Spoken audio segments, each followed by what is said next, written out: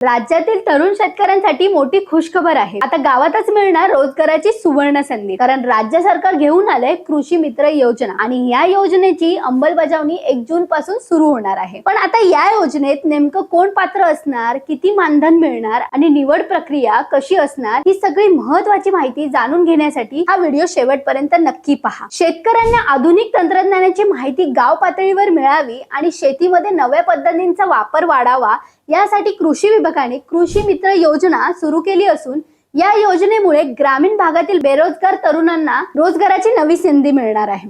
राज्यातील प्रत्येक शेतकऱ्यांपर्यंत कृषी विषयक माहिती आणि मदत पोहोचवण्यासाठी पहिल्या टप्प्यात तब्बल 11,587 कृषी मित्रांची नियुक्ती केली जाणार आहे। ही प्रक्रिया जिल्हा स्तरावर राबवली जाणार असून निवड झालेल्या कृषी मित्रांना वर्षाला 18,000 रुपयांचे मानधन दिले जाणार आहे। तसेच हे मानधन दर 3 महिन्यांनी वितरित केले जाईल। मात्र या योजनेसाठी अर्जदारांचे वय 40 वर्षांपेक्षा कमी असणे आवश्यक आहे। तसेच किमान माध्यमिक किंवा उच्च माध्यमिक शिक्षण पूर्ण असावे।